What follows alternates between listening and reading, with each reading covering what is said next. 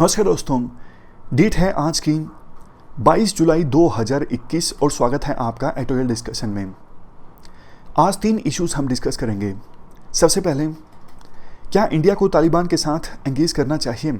हालांकि देखो, इस थीम से संबंधित हमने काफ़ी डिस्कशन पहले भी की है, लेकिन आज के इस आर्टिकल से थोड़ी और ज़्यादा क्लैरिटी आएगी। पॉइंट्स अच्छे हैं इस आर्टिकल में। नेक्स्ट आर्टिकल हम हिंदू का ही डिस्कस करेंगे, ओपेक और ओपेक प्लस से संबंधित। तीसरा आर्टिकल हम इंडियन एक्सप्रेस का डिस्कस करेंगे, एथिकल प्रिंसिपल्स फॉर जुडिशरी से संबंधित। इससे पहले कि हम डिस्कशन स्टार्ट करें, देखो, अपनी ओनली कम्युनिटी के एक मेंबर हैं जो 2019 के बैच के आईपीएस हैं, तो वो आपसे एक सजेशन चाहते हैं। उनकी प्रधानमंत्री के साथ मीटिंग है, तो वो सजेशन ये चाहते हैं कि प्रधानमंत्री से क्वेश्चन पूछने का मौका मिलेगा तो क्या क्वेश्चन पूछा जा सकता है। अगर क्वेश्चन पुलिसिंग से संबंधित हो तो और भी ज़्यादा अच्छा है, अदरवाइज़ कोई जनरल क्वेश्चन भी पूछना हो तो क्या पूछा जा सकता है। तो आप कमेंट बॉक्स में अपने सजेशन दे सकते हैं। कल तो आपको भी क्वेश्चन पूछना ही पड़ेगा, आपकी भी मीटिंग होगी प्रेसिडेंट से, प्रधानमंत्री से। लेकिन एक बात का ख्याल रखिएगा, देखो, आप किसी को पसंद करते हो ना पसंद करते हो, लेकिन कमेंट्स में वो चीज़ नहीं दिखनी चाहिए। आपको प्रधानमंत्री की पोस्ट से क्वेश्चन पूछना है, तो सेंसिबल क्वेश्चन आपके पास अगर कोई सजेशन है तो वो आप प्लीज़ लिखिएगा। चलिए डिस्कशन स्टार्ट करते हैं। पहला इंपॉर्टेंट आर्टिकल, क्या इंडिया को तालिबान के साथ एंगेज करना चाहिए, इस इश्यू से संबंधित है। आप जीएस पेपर 2 के इस टॉपिक से आर्टिकल को कनेक्ट कर सकते हो। किसके द्वारा लिखा गया है ये आर्टिकल? हैप्पीमन जैकब के द्वारा। और हम ये सारे के सारे जो एस्पेक्ट्स हैं वो शामिल करेंगे इस आर्टिकल के डिस्कशन में। देखो, शुरुआत में आर्टिकल में कहा जाता है, जैसे जैसे तालिबान अफगानिस्तान में और ज़्यादा डिस्ट्रिक्ट्स में कब्जा करता जा रहा है, इंडिया ने अपनी प्रेजेंस को अफगानिस्तान में कम कर दिया है। कैसे? इंडिया का कॉन्सुलेट था कंधार में और इंडिया का एक कॉन्सुलेट था हेरात में भी, लेकिन इन दोनों कॉन्सुलेट्स के ऑपरेशंस को इंडिया ने टेम्परेरी रूप से सस्पेंड कर दिया है। और यहाँ पर इंडिया के जो ऑफिशियल्स तैनात थे, जैसे डिप्लोमेट्स और आईटीबीपी के जवान, उनको इवैक्यूएट कर लिया गया है इंडिया के द्वारा, क्योंकि यहाँ पर इन सिटीज़ में जल्द ही तालिबान के कब्जा होने का डर है। वैसे काबुल में इंडिया की एम्बेसी अभी भी एक्टिव है, मजार शरीफ में इंडिया का जो कॉन्सुलेट ऑफिस है वो अभी भी एक्टिव है। तो राइटर ये कहना चाहते हैं, देखो, जिस हिसाब से इंडिया अपने ऑफिशियल्स को इवैक्यूएट कर रहा है, इससे ये लगता है कि पिछले 20 सालों में सिर्फ अफगानिस्तान की गवर्नमेंट को सपोर्ट करना, अफगानिस्तान की गवर्नमेंट से संबंध रखना, ये शायद इंडिया की गलती थी। क्योंकि अब इंडिया की $3 बिलियन से ज़्यादा की इन्वेस्टमेंट है अफगानिस्तान में, उनको नुकसान पहुंचाने जाने का डर है अगर तालिबान सत्ता में आ गया। और अगर तालिबान सत्ता में आ गया तो डर और भी है, जैसे पाकिस्तान का इन्फ्लुएंस जो है अफगानिस्तान के ऊपर काफ़ी ज़्यादा बढ़ जाएगा और अफगानिस्तान के इशू पर इंडिया का रोल पूरी तरह से ख़त्म हो जाएगा, क्योंकि तालिबान के अभी तक इंडिया से कोई संबंध नहीं है। वैसे देखो, कुछ दिनों पहले ये खबर निकल के आई कि भारत के विदेश मंत्री ने कतर में तालिबान के रिप्रेजेंटेटिव से मुलाकात की और इनडायरेक्टली भारत सरकार ने इसकी पुष्टि भी की। फॉरेन मिनिस्ट्री ने अपने एक स्टेटमेंट में कहा कि अफगानिस्तान में सभी स्टेक होल्डर्स से इंडिया टच में है। लेकिन देखो, खुल के इंडिया अभी भी तालिबान के साथ एंगेज नहीं कर रहा है। इंडिया की फॉरेन मिनिस्ट्री ये चाहती है तालिबान के साथ एंगेजमेंट हो तो धीरे धीरे हो, खुल के ना हो, क्योंकि पास्ट में इंडिया की ये पॉलिसी रही है कि हम मिलिटेंट ऑर्गेनाइजेशंस के साथ किसी प्रकार का कोई भी संबंध नहीं रखेंगे। और तालिबान को इंडिया एक मिलिटेंट ऑर्गेनाइजेशन मानता है, तो कैसे तालिबान के साथ इंडिया संबंध रख सकता है? अब देखो, पहले तो हम उन पॉइंट्स को डिस्कस करते हैं जिनकी वजह से अभी फिलहाल भारत सरकार तालिबान के साथ धीरे धीरे एंगेज करना चाहती है, खुल के नहीं एंगेज करना चाहती। पहला पॉइंट ये है, अगर भारत सरकार अभी तालिबान के साथ एंगेज करती है, इनके साथ बातचीत करती है, संबंध मजबूत करती है, तो अफगान सरकार को बुरा लगेगा। अभी अफगानिस्तान के जो राष्ट्रपति हैं अशरफ गनी, उनके इंडिया के साथ अच्छे संबंध हैं। अफगान सरकार इंडिया को दोस्त मानती है। अगर इंडिया तालिबान के साथ एंगेजमेंट तेज कर देता है तो अफगान सरकार को बुरा लगेगा, वो चाइना की तरफ ज़्यादा झुक जाएंगे या फिर संघाई कोऑपरेशन ऑर्गेनाइजेशन की तरफ ज़्यादा झुक जाएंगे अपनी नेशनल सिक्योरिटी और पर्सनल पॉलिटिकल सर्वाइवल के लिए। तो इससे इंडिया को नुकसान हो जाएगा। इंडिया को अभी ये लगता है, कम से कम देखो अफगान सरकार तो इंडिया के साथ है, अगर हम तालिबान के साथ एंगेजमेंट बढ़ाएंगे, पता लगे ना तालिबान हाथ लगे और अफगान सरकार भी हाथ से निकल जाए, तो कम से कम एक पक्षी हाथ में है वही सही है एज कंपेरिजन टू दो पक्षी जो अभी झाड़ियों में हैं। नेक्स्ट पॉइंट, देखो तालिबान अब पहले जैसी एकजुट ऑर्गेनाइजेशन नहीं है। तालिबान के अंदर काफ़ी सारे फैक्शंस हैं, काफ़ी सारे लीडर्स हैं। तो ये एक संकट है कि तालिबान के साथ अगर बात भी की जाए तो किससे बात की जाए। पता लगे कतर में जो तालिबान की तरफ से नेगोशिएट करते हैं उनके साथ बात कर ली जाए, लेकिन अफगानिस्तान में ग्राउंड पे जो लोग हैं, जो मिलिटेंट्स हैं, वो बात माने ही ना। तो इसके जवाब में तो राइटर बोलते हैं अभी तो इंडिया के सामने जो ऑप्शन है कतर में अब्दुल सलीम जयफ, इनके साथ ही बात कर ली जाए। नेक्स्ट पॉइंट जो इंडिया का इशू है, देखो वैसे कुछ एक्सपर्ट्स बोल रहे हैं तालिबान चेंज हो चुका है, ये तालिबान 2.0 है, लेकिन ऐसा कोई एविडेंस अभी सामने नहीं आया है, मतलब पुख्ता एविडेंस अभी नहीं सामने आए हैं जिसके बेस पे ये कहा जा सके कि हाँ अब तालिबान चेंज हो चुका है। नेक्स्ट पॉइंट, अभी देखो इंडिया को तालिबान की रियल इंटेंशंस के बारे में भी नहीं पता। अगर काबुल पर काबिज हो गया तालिबान तो इसकी अप्रोच क्या होगी इंडिया को लेके। और सबसे लास्ट में पॉइंट आता है पाकिस्तान फैक्टर। अगर देखो इंडिया तालिबान के साथ अपनी एंगेजमेंट इंक्रीज करता है तो फिर कश्मीर में पाकिस्तान भी टेरर ग्रुप्स के साथ अपनी एंगेजमेंट इंक्रीज कर सकता है और इससे टेररिज्म जो है वो कश्मीर में इंक्रीज हो सकता है। तो ये वो फैक्टर्स हैं जिसके बेस पे कहा जाता है कि इंडिया को तालिबान के साथ अभी अपनी एंगेजमेंट को स्लो रखना चाहिए, एकदम से तालिबान के साथ संबंधों को मजबूत नहीं करना चाहिए।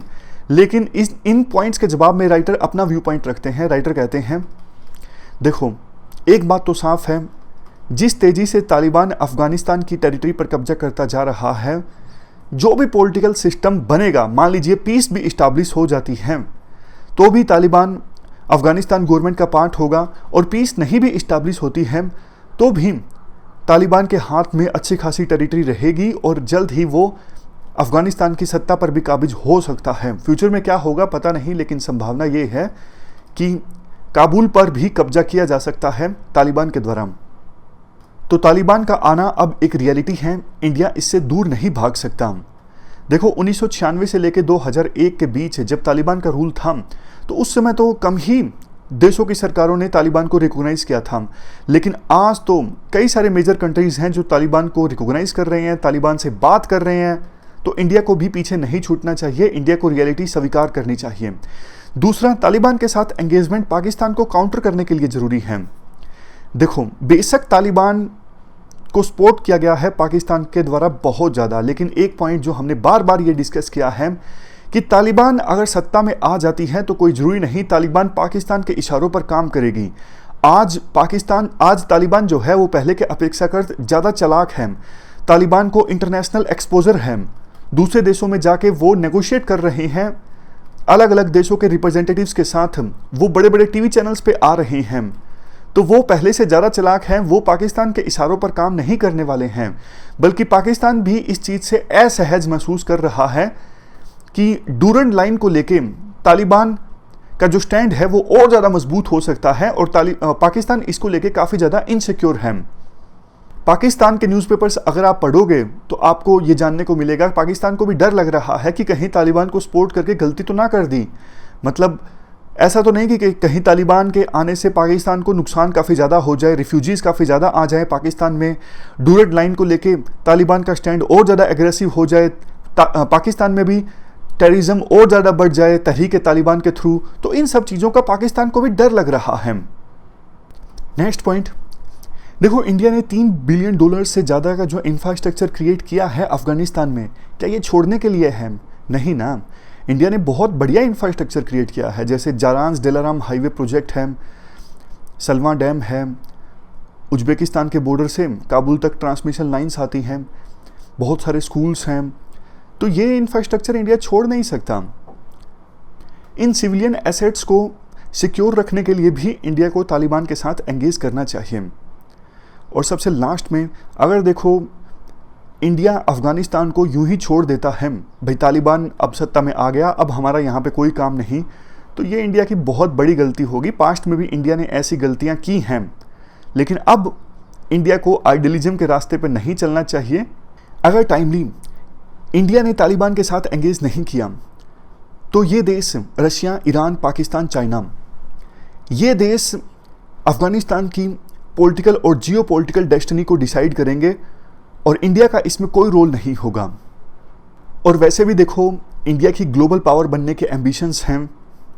इंडो पैसिफिक रीजन में आज के समय में इंडिया एक्टिव रोल प्ले कर रहा है, लेकिन इंडिया के नेबरहुड में अफगानिस्तान में इतना कुछ होगा और इसमें अगर इंडिया का कोई रोल नहीं होगा तो फिर इंडिया की ग्लोबल पावर बनने के एम्बिशंस को भी धक्का लगेगा। लास्ट में कंक्लूजन में राइटर 1999 में इंडिया का जो एक प्लेन हाईजैक हुआ था ना, IC-814, आतंकवादियों ने ये प्लेन कंधार में उतारा था और वहाँ पे उस समय तालिबान का रूल था। इंडिया कुछ नहीं कर सका था, इंडिया को मजबूरी में आतंकवादियों को छोड़ना पड़ा था होस्टेजीज को रिहा करवाने के लिए। इवन 90s में कश्मीर में इंसर्जेंसी भी इंक्रीज हो गई थी। तालिबान जब सत्ता में आया था, इवन उससे पहले ही हो गई थी, उस समय अफगानिस्तान में इंस्टेबिलिटी थी। तो इन चीज़ों को अवॉइड करने के लिए भी इंडिया को तालिबान के साथ एंगेज करना चाहिए, खुले मन से करना चाहिए, बिना किसी शर्म के करनी चाहिए और तेज़ी से करना चाहिए, ऐसा कम से कम राइटर का मानना है। चलते हैं आगे। इसके बाद जुडिशरी में कुछ एथिकल इश्यूज़ की हम बात करते हैं। आप GS पेपर 4 से इस आर्टिकल को रिलेट कर सकते हो। पहला एथिकल इशू रेक्यूजल से संबंधित है, यानी किसी जज के द्वारा केस की सुनवाई से अपने आप को अलग रखने से संबंधित है। जब भी देखो कन्फ्लिक्ट ऑफ इंटरेस्ट का क्वेश्चन आता है, यानी केस में जज के बायस्ड होने की संभावना पैदा होती है, तो जज को उस केस से अपने आप को अलग रख लेना चाहिए। और देखो, ना सिर्फ जज को बायस्ड होना नहीं चाहिए, बल्कि जनता को भी ये लगना चाहिए कि जज जो हैं किसी भी प्रकार से बायस्ड नहीं हो सकते। समझ गए? अगर मान लीजिए जज बायस्ड नहीं है, लेकिन जनता को लगता है कि जज बायस्ड हैं, तो भी जनता का जो ट्रस्ट है, विश्वास है जुडिशरी में, वो कमज़ोर होगा ना। और वैसे जज को किसी भी बेस पे बायस्ड होना ही नहीं चाहिए। जैसे सभी जो सिटीजन्स हैं वो बराबर हैं, किसी भी धर्म का हो, किसी भी एथनिक ग्रुप का हो, कुछ भी इकोनॉमिक बैकग्राउंड हो, जज बिना प्रिजुडाइज होके, बिना अपनी सोच को इन्वॉल्व किए केस का फैसला करेंगे। इसके बाद नेक्स्ट इशू है कंपैशन एंड कंसाइंस। देखो, वैसे तो जज को फैसला सुनाना होता है फैक्ट्स के आधार पर, ऑब्जेक्टिविटी के आधार पर, लॉ के आधार पर, तो कंपैशन का सीधा सीधा तो स्कोप नहीं होता। क्यों?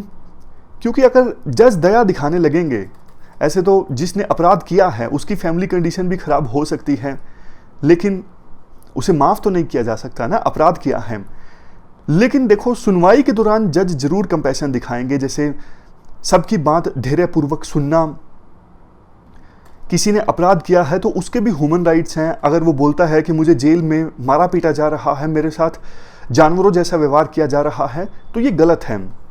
मतलब सुनवाई के दौरान, प्रोसीजर के दौरान जज जो हैं वो कंपैशन जरूर दिखाएंगे, अदरवाइज फैक्ट्स के बेस पे, ऑब्जेक्टिविटी के बेस पे, लॉ के आधार पर अपना फैसला देंगे। Next, public speech. जज का काम होता है पब्लिकली जब भी देखो वो कोई स्पीच दें तो वो अपने रोल और अपनी रिस्पॉन्सिबिलिटी का ध्यान रखें। ऐसा नहीं कि जज ने कुछ भी बोल दिया। जज को बहुत ज़्यादा ध्यानपूर्वक वर्ड्स का इस्तेमाल करना चाहिए, अदरवाइज कल को वो कोई केस की सुनवाई करेंगे तो पार्टीज़ को ये लग सकता है कि जज के विचार तो ऐसे हैं कि शायद हमारे पक्ष में फैसला ना दें। इसके बाद नेक्स्ट है फैमिली कंडक्ट। कुछ दिनों पहले देखो एक खबर वायरल हुई थी, एक जज जो है शायद आंध्र प्रदेश हाईकोर्ट में थे, वो अपने फैमिली मेंबर्स के साथ, अपनी वाइफ के साथ मारपीट कर रहे थे। अब देखो, किसी जज का फैमिली में ही ऐसा व्यवहार होगा तो फिर कल को फैमिली से संबंधित केसेस आएंगे उस जज के सामने, तो कैसे उम्मीद की जा सकती है कि वो इन केसेस का फैसला ठीक से करेंगे? मोरल अथॉरिटी नहीं रहेगी ना। जैसे देखो, एक नॉर्मल सी बात है, मान लीजिए हम डेली एडिटोरियल डिस्कस करते हैं, लेकिन कल को ऐसा हो कि एक दिन डिस्कशन हो, 2 दिन की छुट्टी, फिर एक दिन 2 दिन की छुट्टी, और फिर मैं आपको आके बोलूँ आपको कि पढ़ाई में कंसिस्टेंसी मेंटेन कीजिए, तो आपको लगेगा अरे यार तुम पहले खुद तो कंसिस्टेंट हो लो, फिर हमें सलाह दो। तो वही बात है। उसके बाद नेक्स्ट है पब्लिक ट्रस्ट। जज को अपने कार्यकाल के दौरान कोई ऐसा काम नहीं करना चाहिए जिससे जनता का जो ट्रस्ट है जज के ऑफिस में या फिर जुडिशरी में किसी भी प्रकार से कमजोर हो। ये कुछ principles for ethical conduct of जजेस हैं, तो बस एक बार इन पे नज़र डाल लीजिए।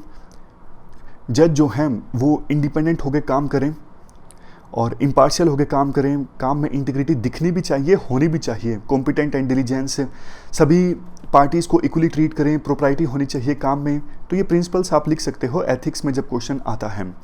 वैसे देखो 1997 में सुप्रीम कोर्ट और हाई कोर्ट के जजेस के द्वारा मिलकर 16 पॉइंट का एक कोड ऑफ कंडक्ट अडोप्ट किया गया था कि जजेस को किस प्रकार से बिहेव करना चाहिए।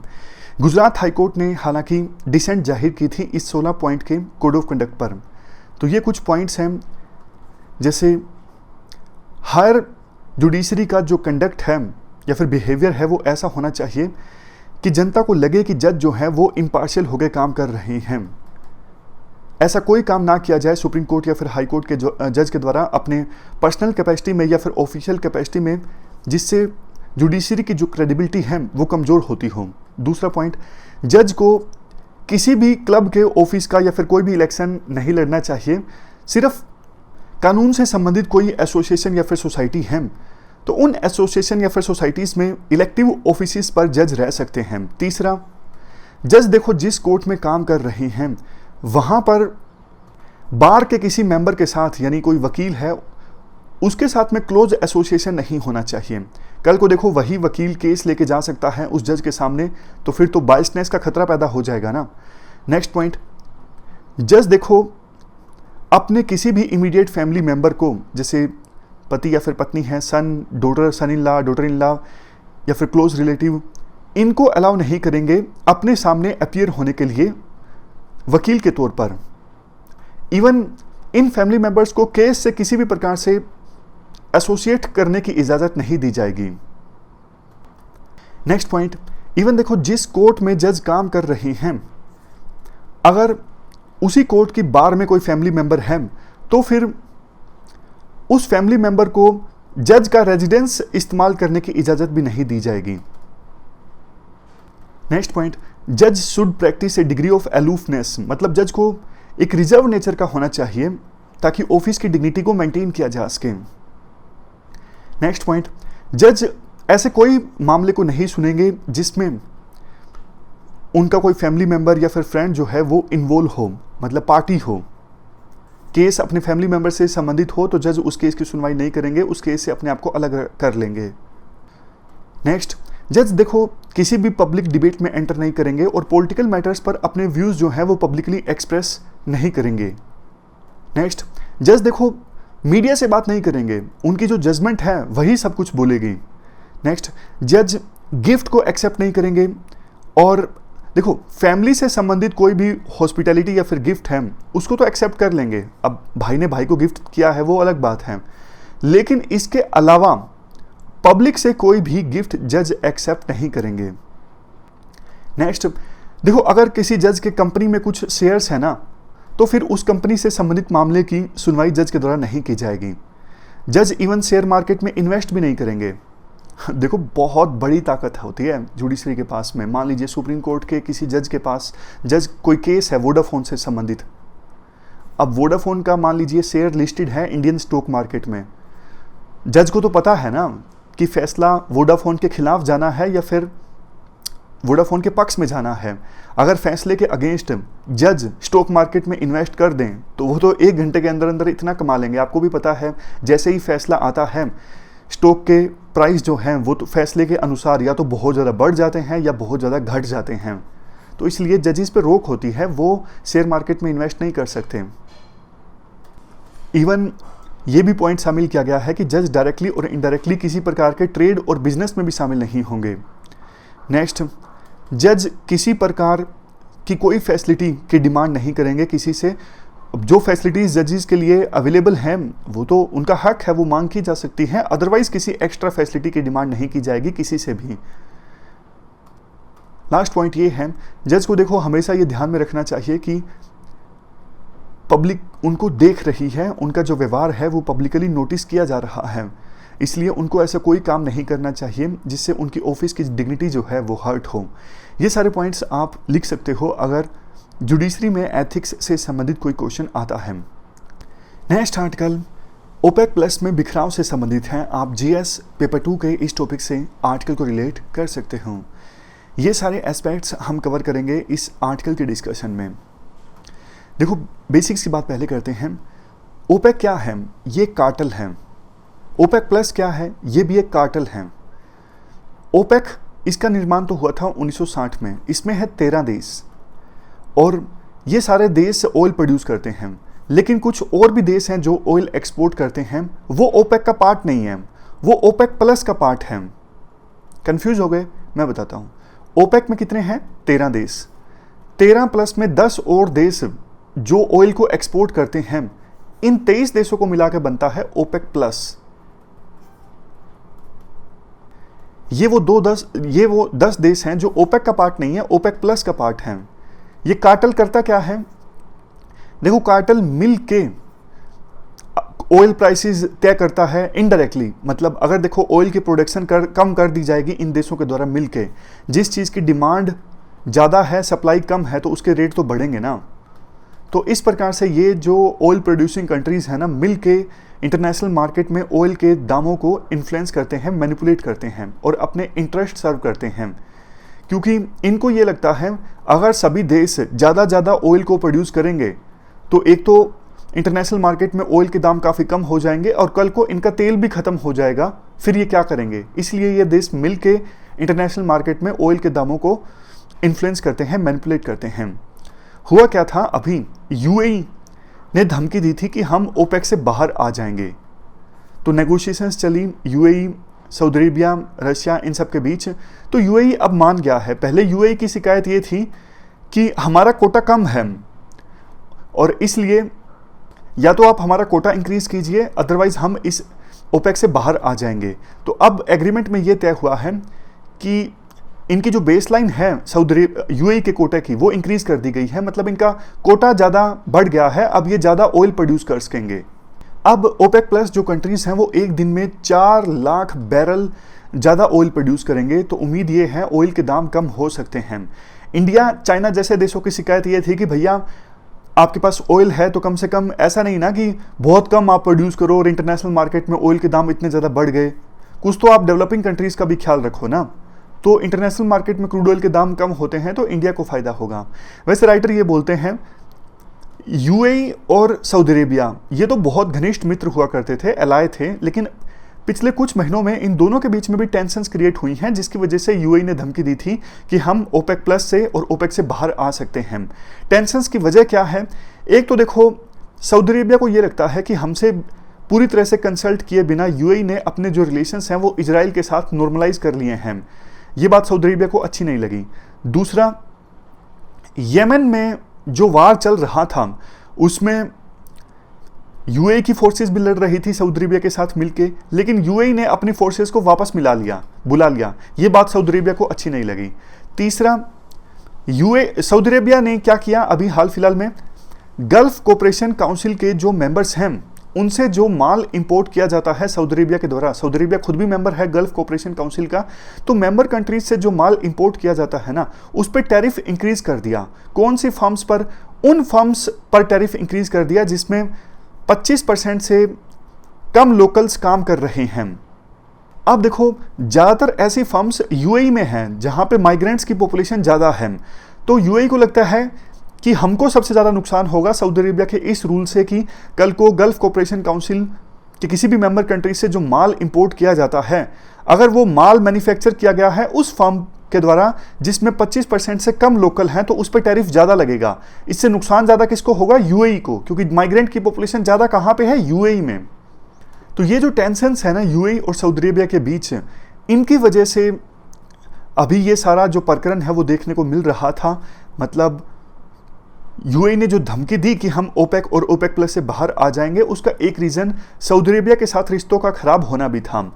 वैसे देखो अगर ये ओपेक टूटता है ना, कतर ओपेक से बाहर गया था कुछ समय पहले। कतर के जाने से इतना फर्क नहीं पड़ा, लेकिन यूएई बाहर आ जाता तो बहुत फर्क पड़ता ओपेक पे। ओपेक अगर पूरी तरह से टूट जाता है तो क्या इंडिया को फायदा होगा, नुकसान होगा? देखो, एक तरफ तो आपको यूं लगता है कि ठीक है ना, अगर ओपेक टूट जाए तो सभी देश अपने अपने मन से ऑयल प्रोड्यूस करेंगे, ऑयल की सप्लाई बहुत ज़्यादा बढ़ जाएगी, इंडिया सस्ता ऑयल इंपोर्ट कर सकेगा, इंडिया को इससे फायदा होगा। लेकिन देखो, एक दूसरा पक्ष भी है। अगर ऑयल के दाम बहुत ज़्यादा कम हो जाते हैं तो फिर इससे इंडिया को नुकसान होगा, क्योंकि इन देशों की जो वेस्ट एशिया के कंट्रीज हैं, इनकी इकोनॉमिक व्यवस्था पूरी तरह से चरमरा जाएगी। और आपको पता है, हमारे देश में बहुत से लोग गए हुए हैं वेस्ट एशियन कंट्रीज में काम करने के लिए, इंडिया को रेमिटेंस मिलती हैं, वो सारे वापस इंडिया में आ जाएंगे। एक तरफ इंडिया को रेमिटेंस मिलनी बंद हो जाएगी, दूसरी तरफ इंडिया में अनएम्प्लॉयमेंट के क्राइसिस और भी ज़्यादा बढ़ जाएंगे। तो ऑयल के जो दाम है वो बैलेंस रहने चाहिए, ना तो बहुत ज़्यादा बढ़ने चाहिए, ना ही बहुत ज़्यादा घटने चाहिए। तो ये हमने पूरा इशू डिस्कस किया। हमारी आज की इस डिस्कशन में इतना ही है। Thank you very much for discussion.